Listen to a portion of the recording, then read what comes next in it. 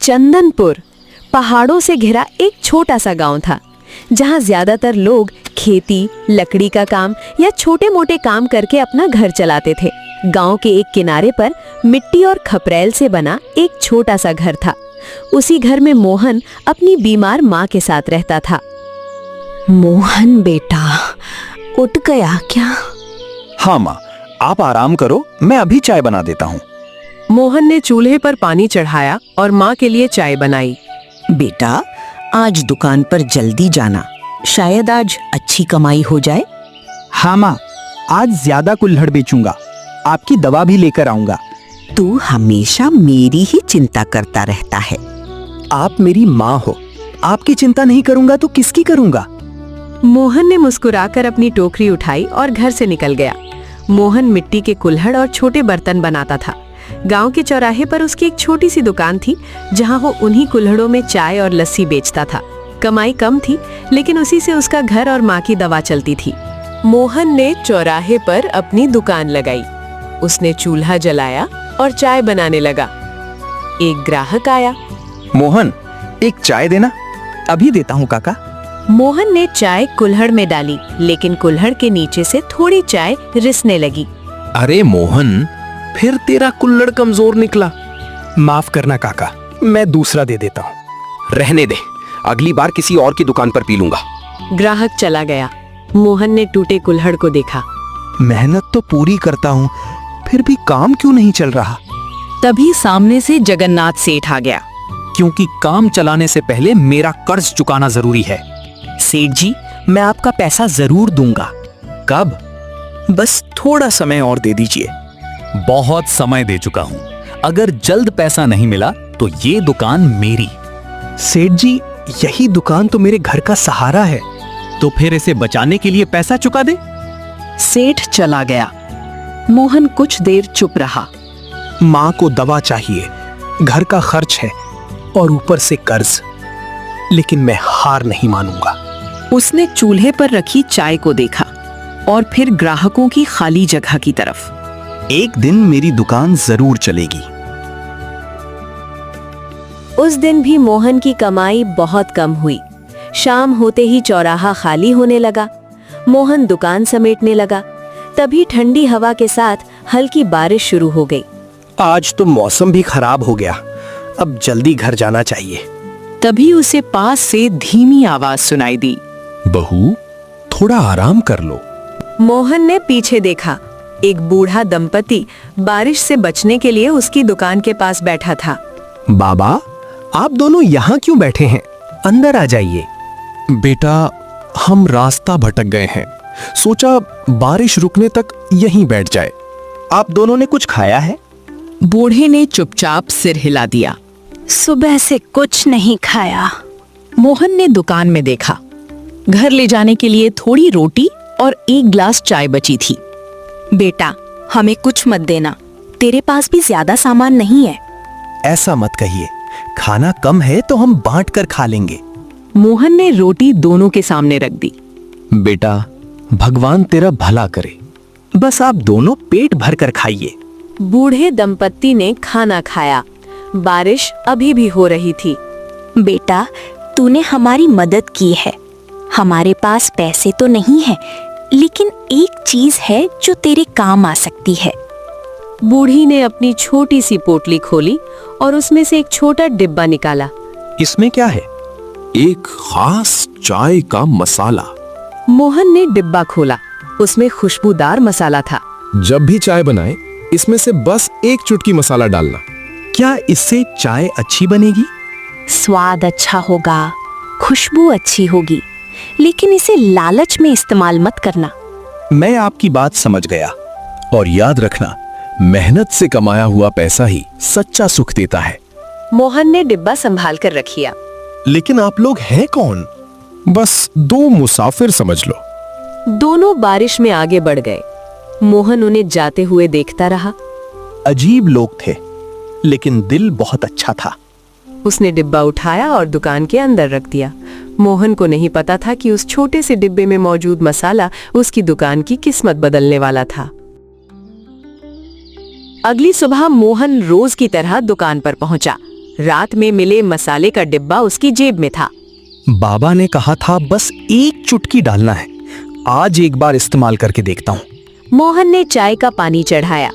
चाय तैयार होने के बाद उसने उसमें एक चुटकी खास मसाला मिला दिया।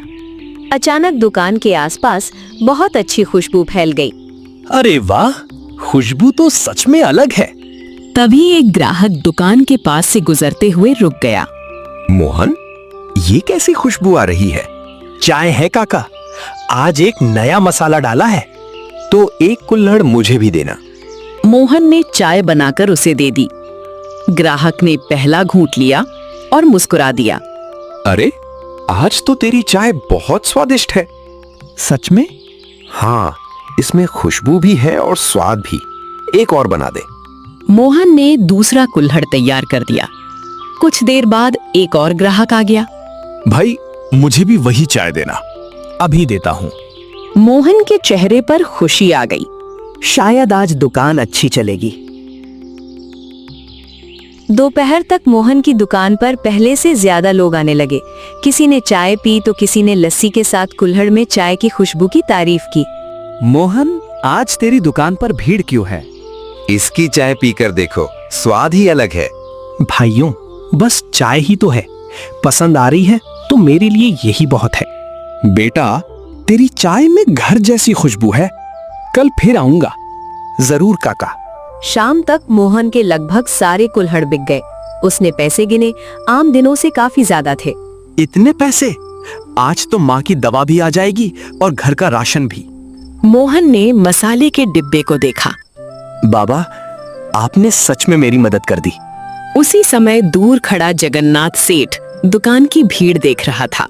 कल तक इसकी दुकान खाली पड़ी थी, आज इतनी भीड़ कैसे? सेठ की नजर मोहन के हाथ में रखे छोटे डिब्बे पर पड़ी। आखिर उस डिब्बे में ऐसा क्या है?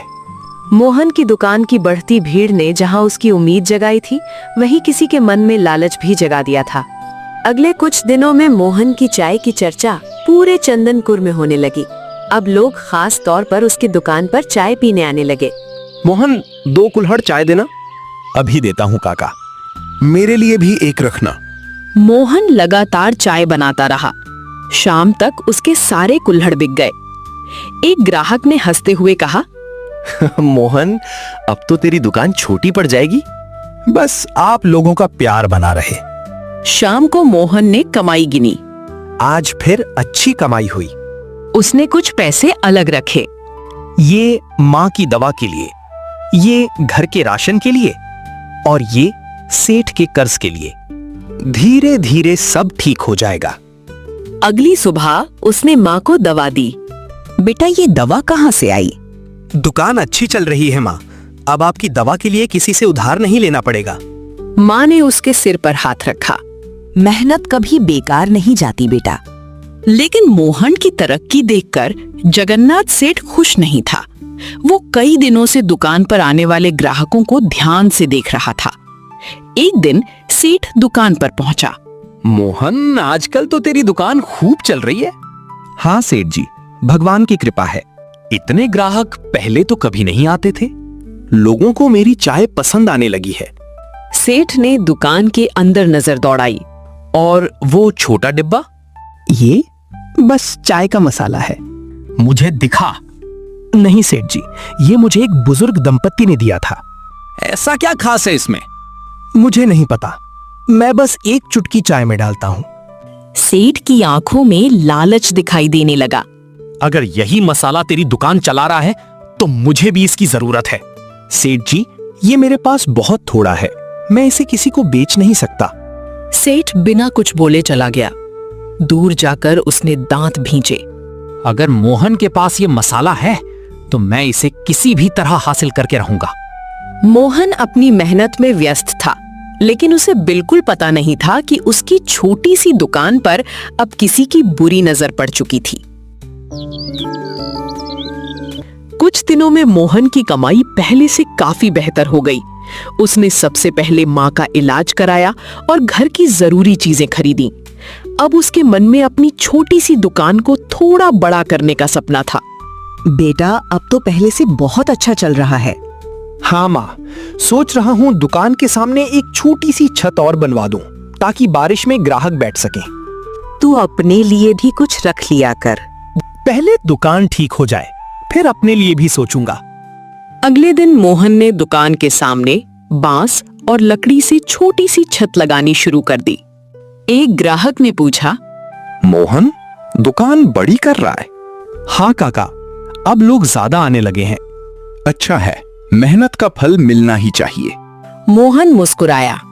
शाम को उसने मसाले का डिब्बा खोला। उसमें मसाला काफी कम बचा था।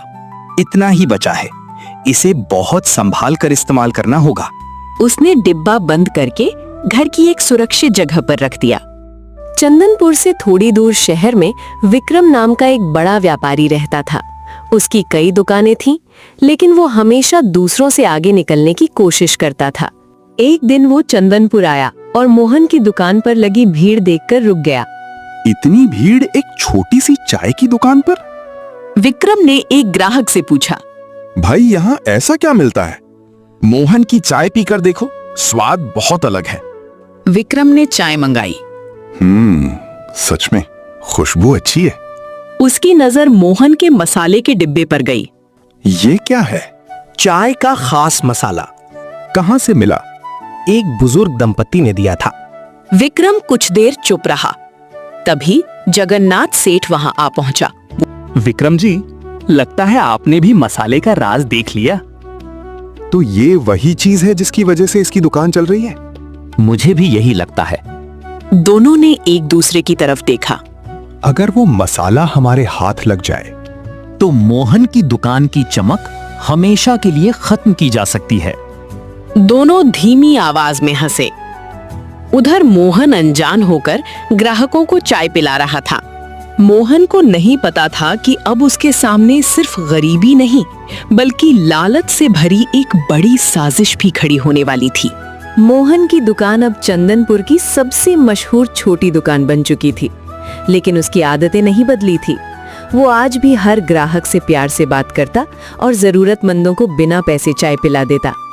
एक दिन एक गरीब मजदूर दुकान पर आया। बेटा, पैसे तो नहीं है, अगर हो सके तो एक चाय दे देना। पैसों की चिंता मत करो काका, बैठिए। मोहन ने गर्म चाय बनाकर उन्हें दी। भगवान तेरा भला करे। आप खुश रहें, बस यही काफी है। दूर खड़ा विक्रम ये सब देख रहा था। लोग इसे इतना पसंद क्यों करते हैं, अब समझ आया। जगन्नाथ सेठ उसके पास आया। भावनाओं से व्यापार नहीं चलता, लेकिन इसी वजह से लोग इसके साथ हैं। इसीलिए तो इसे हराना जरूरी है। उस रात मोहन दुकान बंद करके घर चला गया। मसाले का डिब्बा उसने हमेशा की तरह घर के अंदर रख दिया। रास्ते में अंधेरे में विक्रम और जगन्नाथ सेठ आपस में बात कर रहे थे। आज रात मैं उसके घर जाऊंगा। सावधान रहना, किसी को पता नहीं चलना चाहिए। बस वो मसाला मेरे हाथ लग जाए, फिर देखना। रात गहरी हो गई। मोहन अपनी माँ के पास बैठा था। बेटा, आज बहुत थक गया होगा। थकान तो है माँ, लेकिन मन खुश है। अब लगता है हमारा घर संभल जाएगा। बस अपनी अच्छाई कभी मत छोड़ना। कभी नहीं माँ। कुछ देर बाद दोनों सो गए। बाहर से हल्की आवाज आई। मोहन की आंख खुली। कौन है? आवाज बंद हो गई। मोहन दरवाजे तक गया, लेकिन बाहर कोई नहीं था। शायद मेरा भ्रम होगा। वो वापस अंदर चला गया। बाहर अंधेरे में विक्रम दीवार के पीछे छिपा हुआ था। उसकी नजर उसी जगह पर थी जहां मसाले का डिब्बा रखा था। बस थोड़ी देर और, फिर ये मसाला मेरा होगा। मोहन को खबर नहीं थी कि उसकी मेहनत से मिली छोटी सी खुशहाली को छीनने के लिए कोई उसी रात उसके घर में कदम रखने वाला था। आधी रात बीत चुकी थी। पूरे चंदनपुर में सन्नाटा था। मोहन और उसकी माँ गहरी नींद में थे। विक्रम धीरे धीरे घर की खिड़की के पास पहुंचा। बस आज ये मसाला मेरे हाथ लग जाए, फिर मोहन की दुकान बंद समझो। विक्रम अंदर घुसा और धीरे धीरे सामान देखने लगा। आखिर उसकी नजर उस छोटे डिब्बे पर पड़ गई। मिल गया। उसने डिब्बा उठाया और अपनी जेब में रख लिया। तभी पास में रखा एक बर्तन गिर गया। मोहन, ये कैसी आवाज थी? माँ, आप यहीं रहो, मैं देखता हूँ। विक्रम घबराकर खिड़की से बाहर निकल गया। मोहन कमरे में आया तो सामान थोड़ा बिखरा हुआ था। अजीब बात है, लगता है कोई घर में आया था। कुछ चोरी तो नहीं हुआ? नहीं, सब ठीक है। लेकिन अगली सुबह जब वो दुकान के लिए सामान लेने लगा तो अचानक उसे मसाले का डिब्बा याद आया।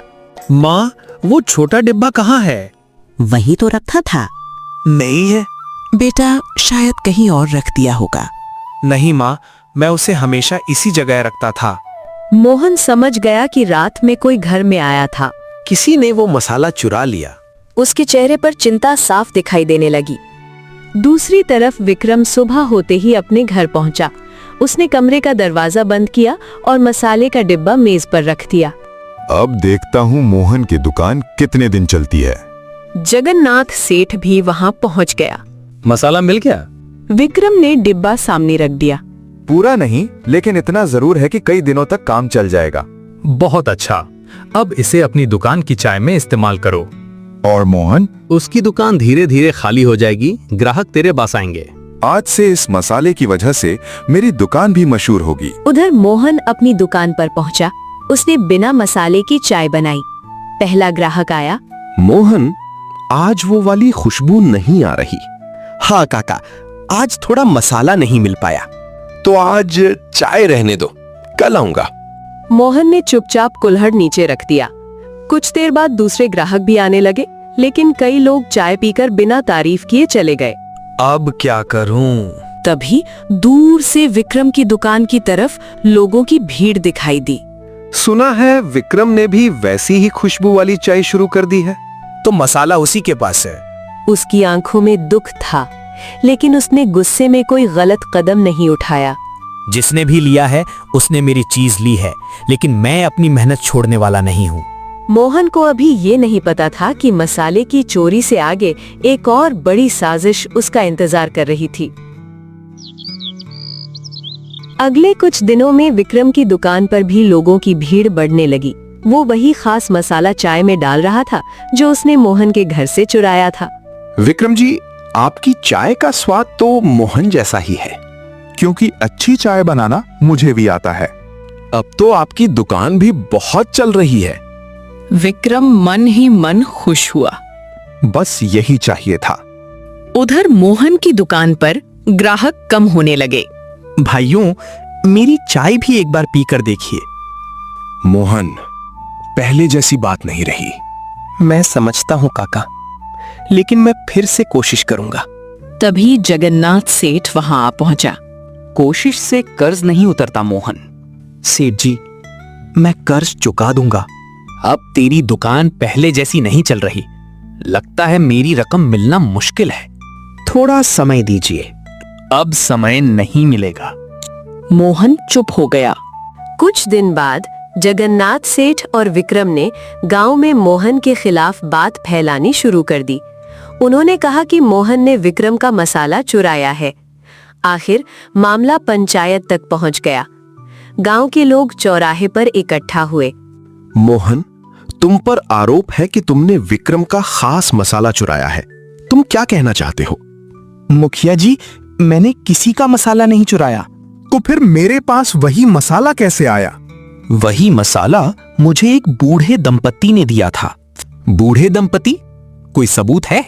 मोहन चुप हो गया। देखा, इसके पास कोई सबूत नहीं है। मैं सच बोल रहा हूं। सच? तो फिर तुम्हारे घर से मसाला गायब कैसे हुआ? मोहन हैरान रह गया। आपको कैसे पता कि मेरे घर से मसाला गायब हुआ? चौराहे पर अचानक सन्नाटा छा गया। जगन्नाथ सेठ कुछ पल के लिए चुप हो गया। सेठ जी, आपको ये बात कैसे मालूम? अरे, ये तो गांव में सबको पता है। नहीं, मैंने ये बात सिर्फ अपनी माँ को बताई थी। गांव वाले एक दूसरे की तरफ देखने लगे। इस बात की पूरी जांच होगी। मोहन ने राहत की सांस ली, लेकिन विक्रम और जगन्नाथ सेठ के चेहरे पर चिंता दिखाई देने लगी। मोहन के एक सवाल ने उनकी साजिश में पहली दरार डाल दी थी। पंचायत के बाद मोहन अपनी दुकान पर लौट आया। उसके मन में एक ही सवाल घूम रहा था। आखिर उसके घर से मसाला चोरी होने की बात जगन्नाथ सेठ को कैसे पता चली? बेटा, इतना परेशान क्यों है? माँ, मुझे लगता है जिसने मसाला चुराया है वो अकेला नहीं है। तुझे ऐसा क्यों लग रहा है? क्योंकि चोरी की बात मैंने किसी को नहीं बताई थी। फिर सेठ को कैसे पता चली? माँ कुछ सोचने लगी। उस रात मुझे खिड़की के पास आवाज सुनाई दी थी। क्या? हाँ बेटा, मुझे लगा शायद कोई बिल्ली होगी। मोहन तुरंत घर के पीछे गया। खिड़की के नीचे उसे मिट्टी पर जूतों के निशान दिखाई दिए। माँ, ये देखो, क्या मिला? किसी के जूते के निशान हैं। मोहन ने ध्यान से देखा। निशान घर से बाहर की तरफ जा रहे थे। अगर मैं इन निशानों का पीछा करूं तो शायद पता चल जाए कि चोर कौन था। वो निशानों के पीछे चल पड़ा। कुछ दूर जाकर निशान चौराहे की तरफ मुड़ गए। वहां उसे एक छोटा सा कपड़े का टुकड़ा मिला। ये तो किसी के कपड़े से फटा है। तभी पीछे से एक आदमी की आवाज आई। मोहन, यहाँ क्या ढूंढ रहे हो? मोहन ने मुड़कर देखा। वो विक्रम का नौकर था। कुछ नहीं, बस ऐसे ही। नौकर घबराकर वहां से चला गया। मोहन ने कपड़े का टुकड़ा हाथ में देखा। अब शक और भी गहरा हो गया है। उधर विक्रम को खबर मिल चुकी थी कि मोहन चोरी का सुराग ढूंढ रहा है। वो तुरंत जगन्नाथ सेठ के पास पहुंचा। सेठ जी, मोहन को कुछ शक हो गया है। तो क्या हुआ? पंचायत हमारे साथ है।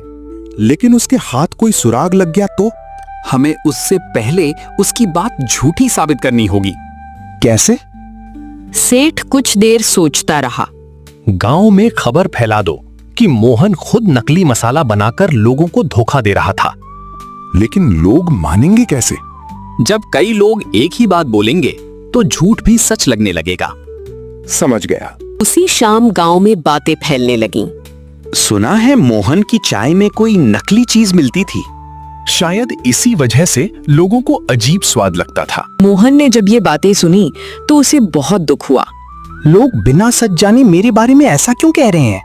तभी उसकी माँ उसके पास आई। बेटा, लोग कुछ भी कहें, तू सच से मत हटना। मैं सच साबित करके रहूंगा माँ। लेकिन सच सामने लाना आसान नहीं था। मोहन के पास सिर्फ एक कपड़े का टुकड़ा और कुछ सवाल थे। उसे अब उस रहस्यमयी बूढ़े दंपत्ति को भी ढूंढना था, क्योंकि शायद वही मसाले की असली कहानी जानते थे। अगली सुबह मोहन ने तय किया कि वो उस बूढ़े दंपति को ढूंढेगा। वही लोग उसे खास मसाला देकर गए थे और शायद वही बता सकते थे कि वो मसाला कहाँ से आया था। बेटा, तू उन्हें कहाँ ढूंढेगा? पता नहीं माँ, लेकिन जिस रास्ते से वे गए थे वहीं से शुरुआत करूंगा। मोहन ने दुकान एक दिन के लिए बंद की और गांव के बाहर वाली पगडंडी पर चल पड़ा। कुछ दूर उसे एक लक्कड़हारा मिला। काका, क्या आपने कुछ दिन पहले एक बूढ़े दंपत्ति को इस रास्ते से जाते देखा था? बूढ़ा बूढ़ी? हाँ, शायद देखा था। दोनों नदी की तरफ जा रहे थे। नदी की तरफ? हाँ बेटा, वहाँ एक पुरानी झोपड़ी है, शायद वहीं रुके हों। मोहन धन्यवाद देकर आगे बढ़ गया। चलते चलते वो नदी के पास पहुंचा। वहां एक छोटी सी झोपड़ी दिखाई दी। शायद यही जगह है। उसने दरवाजा खटखटाया। कोई जवाब नहीं आया। मोहन ने फिर आवाज लगाई। बाबा, अम्मा, कोई अंदर है? दरवाजा धीरे से खुल गया, लेकिन अंदर कोई नहीं था। मोहन ने झोपड़ी के अंदर देखा। एक चूल्हा, कुछ बर्तन और एक पुराना लकड़ी का डिब्बा रखा था। तो ये लोग यहाँ रहते हैं, लेकिन गए कहाँ? उसे लकड़ी के डिब्बे के पास वही खुशबू महसूस हुई जो खास मसाले में थी। ये वही खुशबू है। मोहन ने डिब्बा खोला। उसमें कुछ सूखे मसाले और जड़ी बूटियां रखी थीं। तभी पीछे से आवाज आई। तुम यहाँ क्या कर रहे हो? मोहन तुरंत पलटा। वही बूढ़ा दंपत्ति उसके सामने खड़ा था। बाबा, मैं आपको ही ढूंढ रहा था। क्यों बेटा? आपने जो मसाला मुझे दिया था वो चोरी हो गया। अब लोग मुझ पर ही चोरी का आरोप लगा रहे हैं। हमने कहा था बेटा, उस मसाले को संभाल कर रखना। मैंने संभाल कर ही रखा था। किसी ने मेरे घर से चुरा लिया। क्या तुम्हें किसी पर शक है? विक्रम और जगन्नाथ सेठ पर। अगर उन्होंने मसाला चुराया है तो याद रखना, मसाले की ताकत सिर्फ उसके स्वाद में नहीं है। तो फिर किसमें है? नीयत में। मैं समझा नहीं।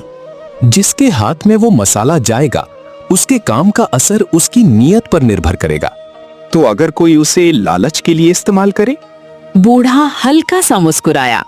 तब उसका असली असर खुद सामने आ जाएगा। मोहन को अपनी दुकान और विक्रम की दुकान याद आ गई। मुझे वापस जाना होगा। जाओ बेटा, सच का रास्ता लंबा हो सकता है लेकिन अंत में वही जीतता है। मोहन ने दोनों को प्रणाम किया और गांव की तरफ वापस चल पड़ा। अब मोहन के पास उम्मीद थी, लेकिन उसे नहीं पता था कि विक्रम ने मसाले के साथ क्या करने की तैयारी कर रखी थी।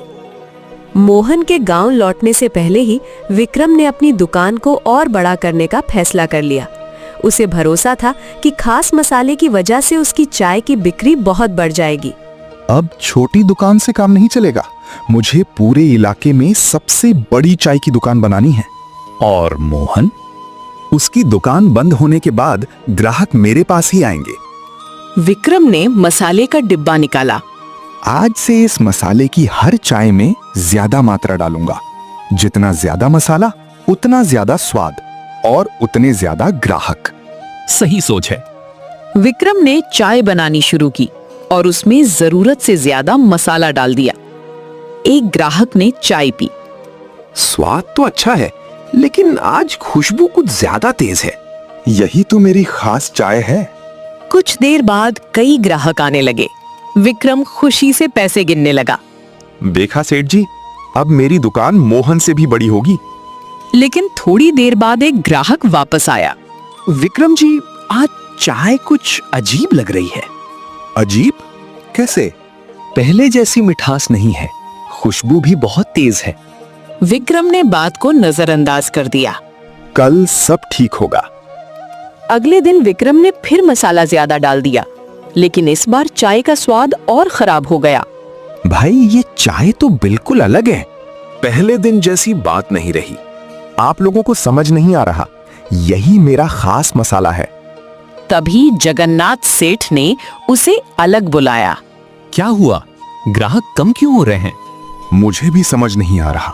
मसाला तो वही है। हाँ, लेकिन असर बदल गया है। दोनों परेशान होकर डिब्बे को देखने लगे।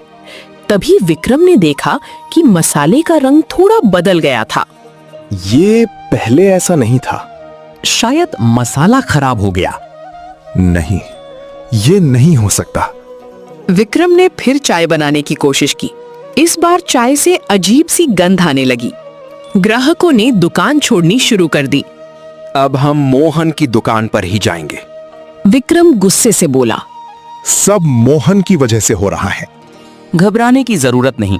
पहले मोहन को गांव वालों के सामने झूठा साबित करना होगा। लेकिन अगर मसाला ही खराब हो गया तो? हम किसी और तरीके से उसे फंसाएंगे। उसी समय दरवाजे पर मोहन दिखाई दिया। सेठ जी, विक्रम जी, अब सच बोलने का समय आ गया है। दोनों घबरा गए। मोहन लौट चुका था और इस बार उसके पास सिर्फ सवाल नहीं, बल्कि बूढ़े दंपत्ति की बताई हुई सच्चाई भी थी। मोहन को सामने देखकर विक्रम और जगन्नाथ सेठ कुछ पल के लिए चुप हो गए। तुम यहाँ क्यों आए हो? अपने मसाले के बारे में पूछने आया हूँ। कौन सा मसाला? तुम्हारे पास कोई सबूत है कि हमने कुछ चुराया? सबूत अभी नहीं है, लेकिन कुछ बातें जरूर हैं जो सिर्फ चोर ही जान सकता है। विक्रम घबरा गया। तुम कहना क्या चाहते हो? मेरे घर से मसाला चोरी हुआ। अगले ही दिन तुम्हारी दुकान पर वही खुशबू वाली चाय बिकने लगी और मेरी दुकान से मसाला गायब होने की बात तुम्हें पहले से पता थी? जगन्नाथ सेठ ने बात संभालने की कोशिश की। ये सिर्फ संयोग है। हो सकता है, लेकिन मेरे घर की खिड़की के पास किसी के जूते के निशान मिले थे। विक्रम ने तुरंत अपने पैर पीछे कर लिए। मोहन की नजर उसके जूतों पर पड़ी। और वही निशान तुम्हारे जूतों जैसे हैं। ये झूठ है। मैंने अभी तुम्हारा नाम नहीं लिया था। विक्रम चुप हो गया। जगन्नाथ सेठ ने उसे घूर कर देखा। मैं बदला लेने नहीं आया, मैं बस अपना सच वापस चाहता हूँ। तुम्हारे पास कोई पक्का सबूत नहीं है? सच को थोड़ा समय लग सकता है, लेकिन वो छिपता नहीं। मोहन वहां से चला गया। मोहन ने उसी शाम गांव के मुखिया से दोबारा पंचायत बुलाने की विनती की। अगले दिन चौराहे पर गांव के लोग इकट्ठा हुए। मोहन, तुमने पंचायत क्यों बुलवाई? मुखिया जी, मेरे ऊपर चोरी का आरोप लगाया गया था। अब मैं चाहता हूं कि असली बात सबके सामने आए। मैं अभी भी कहता हूं कि मोहन झूठ बोल रहा है। तो फिर एक सवाल का जवाब दो। मेरे घर से मसाला चोरी होने की बात तुम्हें कैसे पता चली? विक्रम चुप हो गया। विक्रम, जवाब दो। मुझे किसी ने बताया था। किसने? विक्रम के पास कोई जवाब नहीं था। तभी एक गांव वाला आगे आया। मुखिया जी, मैंने उस रात विक्रम को मोहन के घर के पास देखा था। सब लोग चौंक गए। तुम झूठ बोल रहे हो? मैंने अपनी आंखों से देखा था। जगन्नाथ सेठ बीच में बोल पड़ा। इन बातों से कुछ साबित नहीं होता। तभी मोहन ने अपनी जेब से कपड़े का टुकड़ा निकाला। ये मेरे घर की खिड़की के पास मिला था। विक्रम का चेहरा उतर गया। विक्रम, अपने कपड़े की तरफ देखो। उसकी कमीज की बाह से बिल्कुल वैसा ही हिस्सा फटा हुआ था। गांव में फुसफुसाहट होने लगी। मैंने किसी से बदला नहीं लिया। मुझे सिर्फ अपना सम्मान चाहिए। सच अब धीरे धीरे सामने आ रहा है, लेकिन पूरी सच्चाई अभी बाकी है। पंचायत में पहली बार विक्रम और जगन्नाथ सेठ की साजिश पर सवाल उठ चुका था। अब उनके झूठ का पर्दा पूरी तरह हटना बाकी था। पंचायत में सबकी नजर अब विक्रम पर थी। वो बार बार अपने कपड़े की फटी हुई बांह छिपाने की कोशिश कर रहा था। विक्रम, अब सच सच बताओ, उस रात तुम मोहन के घर गए थे या नहीं? मैं वहां गया था। तो मसाला तुमने चुराया था? विक्रम ने सिर झुका लिया। हाँ, मैंने ही लिया था। लेकिन तुमने मेरे ऊपर चोरी का आरोप क्यों लगाया? मैं चाहता था कि लोग तुमसे दूर हो जाएं और मेरी दुकान ज्यादा चले। और जगन्नाथ सेठ? विक्रम कुछ पल चुप रहा। मेरा इससे कोई लेना देना नहीं। झूठ मत बोलिए सेठ जी। आपने ही कहा था कि अगर मोहन की दुकान बंद हो जाए तो मेरा फायदा होगा। सेठ का चेहरा उतर गया। सेठ जी, आपने मेरे साथ इतना बड़ा धोखा क्यों किया? क्योंकि मैं चाहता था कि तेरा कर्ज कभी खत्म ना हो। पंचायत में सन्नाटा छा गया। मैंने आपका पैसा कभी देने से मना नहीं किया था। मुझे डर था कि अगर तू सफल हो गया तो मेरा दबदबा खत्म हो जाएगा। तुम दोनों ने लालच में एक मेहनती आदमी को बदनाम किया। विक्रम ने सिर झुका लिया। मोहन ने पंचायत के सामने वो छोटा डिब्बा भी रखा जिसमें थोड़ा सा मसाला अभी विक्रम के पास बचा था। मुखिया जी, इस मसाले का असली राज मुझे भी नहीं पता था, लेकिन जिन बूढ़े दंपत्ति ने मुझे ये दिया था, उन्होंने एक बात कही थी। क्या बात? उन्होंने कहा था कि इसे लालच से इस्तेमाल मत करना। विक्रम ने तुरंत डिब्बे की तरफ देखा। लेकिन ये तो वही मसाला है। हाँ, मगर तुमने इसे जरूरत से ज्यादा इस्तेमाल किया और सिर्फ ज्यादा पैसा कमाने के लिए इस्तेमाल किया। एक बुजुर्ग गांव वाले ने कहा। शायद इसी वजह से इसका स्वाद बदल गया। मुझे लगता है उस मसाले की असली ताकत उसकी खुशबू में नहीं, बल्कि उसे इस्तेमाल करने वाले की नीयत में थी। चाहे मसाले में कोई खास बात हो या न हो, एक बात साफ है, ईमानदारी से किया गया काम ही लंबे समय तक टिकता है। विक्रम की आंखें नीचे झुक गईं। मोहन, मैंने लालच में बहुत बड़ी गलती की। गलती मान लेना अच्छी शुरुआत है, लेकिन तुम्हें अपनी गलती सुधारनी भी होगी। जगन्नाथ सेठ चुपचाप खड़ा रहा। और सेठ जी, मोहन का जो कर्ज है उसका पूरा हिसाब पंचायत के सामने रखा जाएगा। अब कोई गलत ब्याज नहीं लिया जाएगा। मुझे बस इतना चाहिए कि मेरे साथ फिर कभी किसी गरीब के साथ ऐसा व्यवहार ना हो। मोहन की बात सुनकर पंचायत में बैठे लोगों को एहसास हुआ कि असली जीत सिर्फ पैसा कमाने में नहीं, बल्कि इंसानियत बचाए रखने में है। पंचायत ने जगन्नाथ सेठ से मोहन के कर्ज का पूरा हिसाब मांगा। सेठ को अपनी पुरानी बही खोलनी पड़ी। मोहन ने जितना पैसा लिया था उसका सही हिसाब बताओ। मूल रकम इतनी थी। और ब्याज? सेठ ने हिसाब बताया।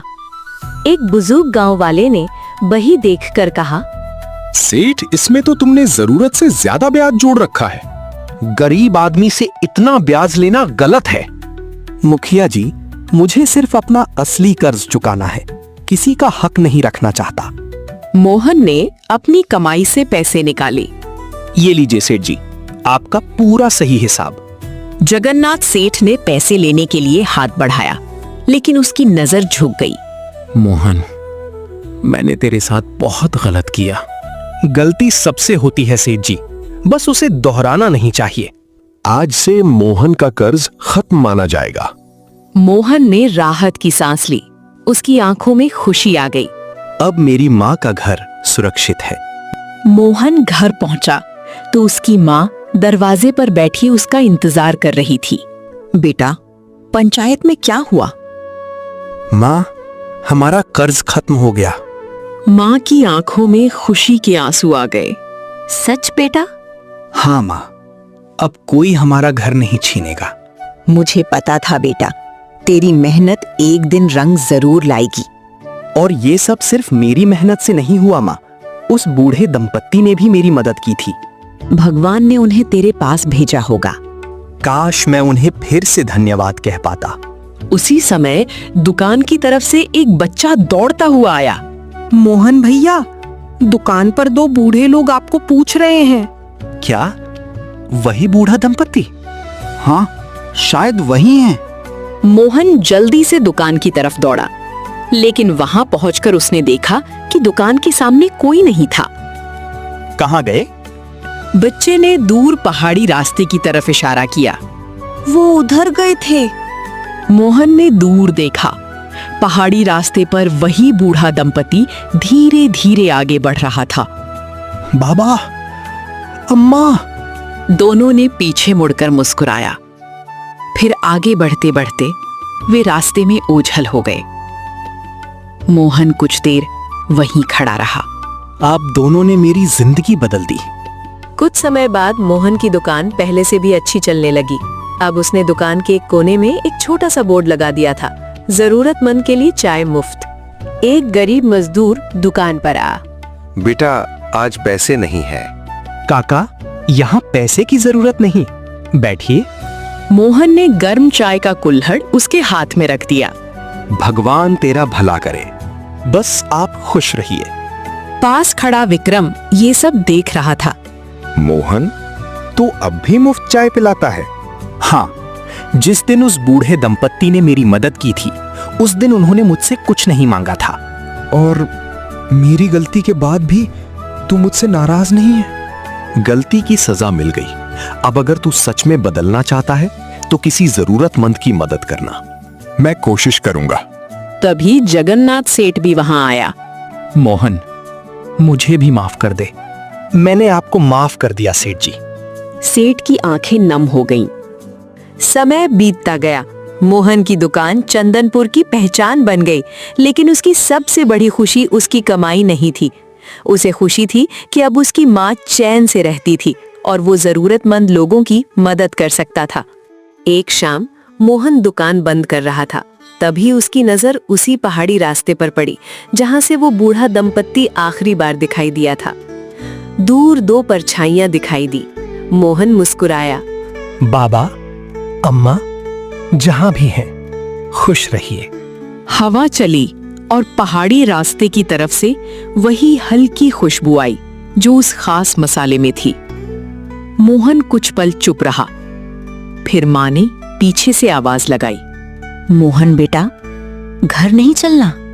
चलता हूँ माँ। मोहन ने दुकान बंद की और माँ के साथ घर की तरफ चल पड़ा। मोहन ने अपनी जिंदगी से एक बात हमेशा के लिए सीख ली थी। इंसान की असली पहचान उसकी दौलत से नहीं, उसकी नीयत और उसके व्यवहार से होती है। लालच से मिली चीज कुछ समय के लिए खुश कर सकती है, लेकिन ईमानदारी से मिली सफलता लंबे समय तक साथ रहती है। क्योंकि सच यही है, छल की मिट्टी से कभी पक्के महल नहीं बनते।